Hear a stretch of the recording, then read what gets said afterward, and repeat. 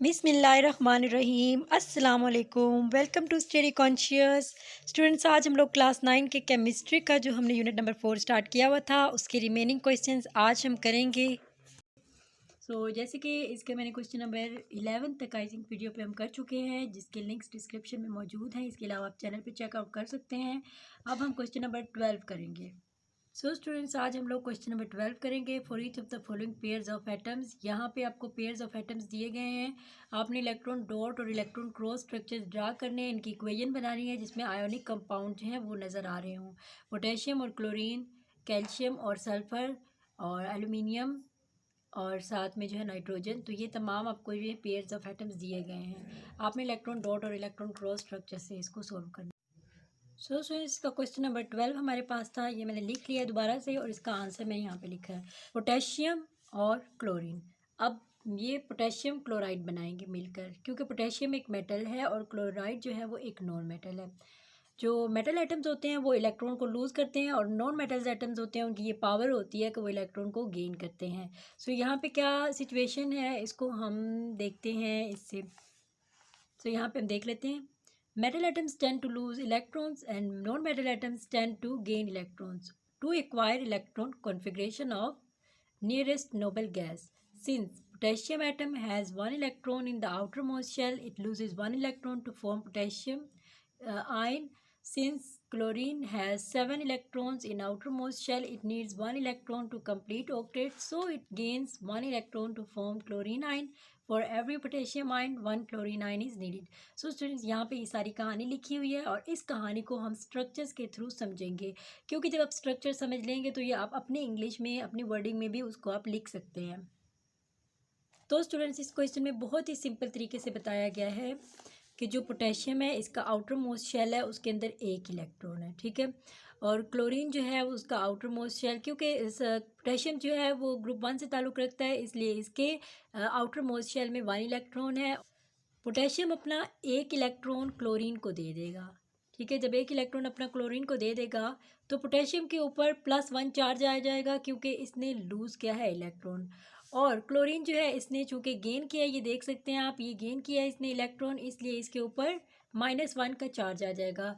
यहाँ पे स्टूडेंट्स जगह नहीं थी, इसलिए मैंने यहाँ पे इसे ड्रॉ किया है।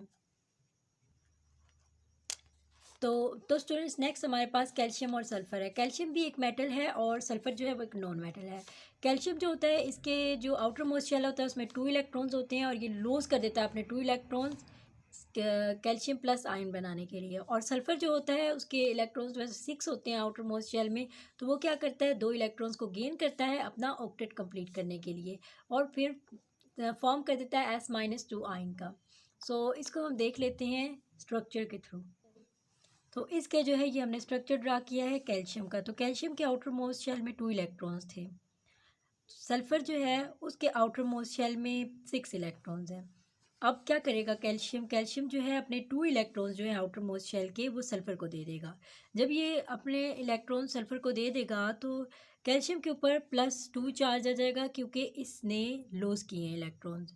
और चूँकि सल्फ़र ने गेन किए हैं इसलिए इसके ऊपर -2 चार्ज आ जाएगा। ये आप देख सकते हैं 2 इलेक्ट्रॉन्स गेन किए हैं। स्टूडेंट्स, एल्युमिनियम एटम के पास 3 इलेक्ट्रॉन्स हैं उसके आउटर मोस्ट शेल में, तो वो उनको लूज़ कर देता है। तो जब लूज़ करता है नाइट्रोजन, वो जो है वो इलेक्ट्रॉन्स गेन करता है, क्योंकि नाइट्रोजन के पास 5 इलेक्ट्रॉन्स होते हैं, वो 3 इलेक्ट्रॉन्स जब गेन करता है तो उसका भी ऑक्टेट कंप्लीट हो जाता है। यहाँ पे हम इस डायग्राम के थ्रू देख लेते हैं इसको भी। स्टूडेंट्स, यहाँ पे आप देख सकते हैं एल्युमिनियम का जो आउटर मोस्ट शेल है उसमें 3 इलेक्ट्रॉन्स हैं। अब नाइट्रोजन उन 3 इलेक्ट्रॉन्स को गेन करेगा अपना ऑक्टेट कंप्लीट करने के लिए, क्योंकि इसके पास 5 इलेक्ट्रॉन्स हैं इसके शेल में। अब यहाँ पे आप देख सकते हैं एल्युमिनियम में जो है वो 3 इलेक्ट्रॉन जो है वो लूज़ कर दिए, इसके ऊपर +3 चार्ज आ जाएगा। और नाइट्रोजन ने गेन किए हैं 3 इलेक्ट्रॉन, इसलिए इसके ऊपर -3 चार्ज आ जाएगा। Now students, question number 13 is recognize the following compounds as having ionic bonds. आपने पहचानना है कौन से इनमें से आयोनिक बॉन्ड्स हैं, ठीक है। जैसे कि मैग्नीशियम क्लोराइड है, पोटेशियम ब्रोमाइड है और सोडियम आयोडीन है। इन सबको आपने रिकॉग्नाइज करना है कि कौन सा इसमें से आयोनिक बॉन्ड है। तो स्टूडेंट्स सबसे पहले हमारे पास मैग्नीशियम क्लोराइड है। मैग्नीशियम जो है वो एक मेटल है और क्लोराइड एक नॉन मेटल है।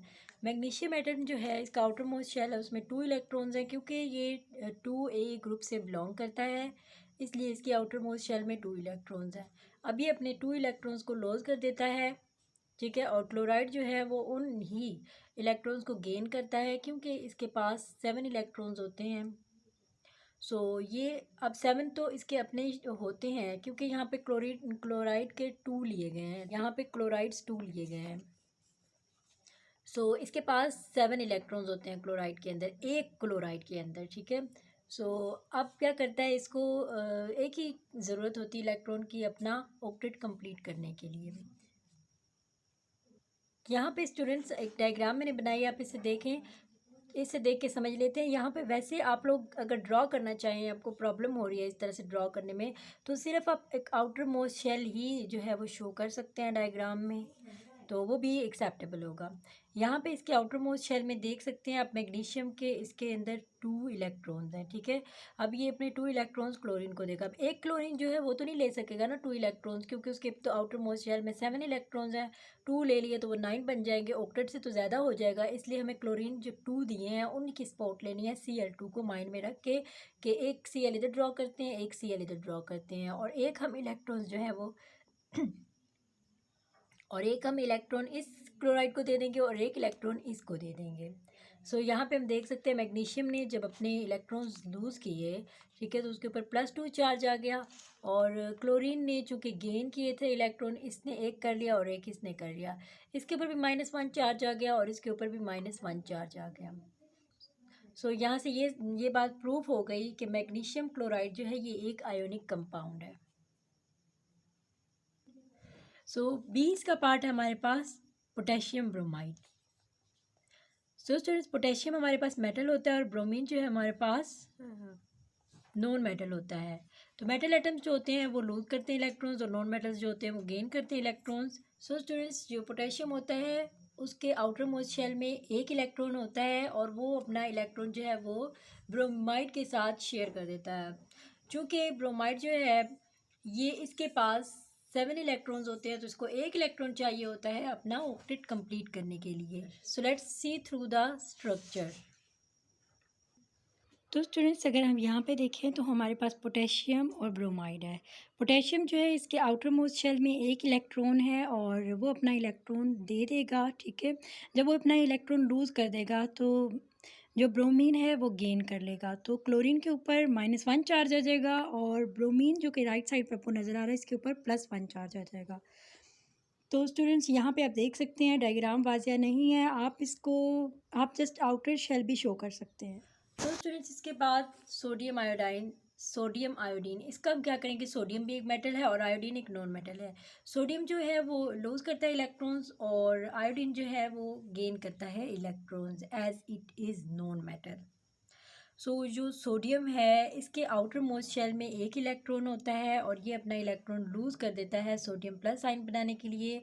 और आयोडीन जो है उसके आउटर मोस्ट शेल में 7 इलेक्ट्रॉन्स होते हैं, तो उसे एक इलेक्ट्रॉन चाहिए होता है, तो वो सोडियम जो है वो आयोडीन के साथ शेयर कर, तो सोडियम जो है वो लूज़ कर देता है अपना इलेक्ट्रॉन आयोडीन के साथ, तो फिर उसके आयोडीन का ऑक्टेट कंप्लीट हो जाता है। तो इसको भी हम स्ट्रक्चर के थ्रू देखते हैं। तो स्टूडेंट्स, अगर हम इसका स्ट्रक्चर देखें तो सोडियम का जो आउटर मोस्ट शेल है, सबसे बाहर वाला शेल है, उसके अंदर एक इलेक्ट्रॉन है।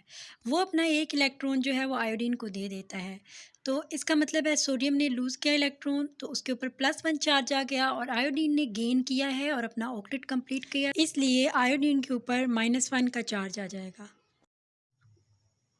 तो स्टूडेंट्स, यहाँ पे क्वेश्चन नंबर 14 को देख लेते हैं, एनाटम ऑफ एन एलिमेंट। तो ये स्टार्ट करने से पहले जो स्टूडेंट्स चैनल पे नए हैं उनसे रिक्वेस्ट है कि चैनल को भी ज़रूर सब्सक्राइब कर दें।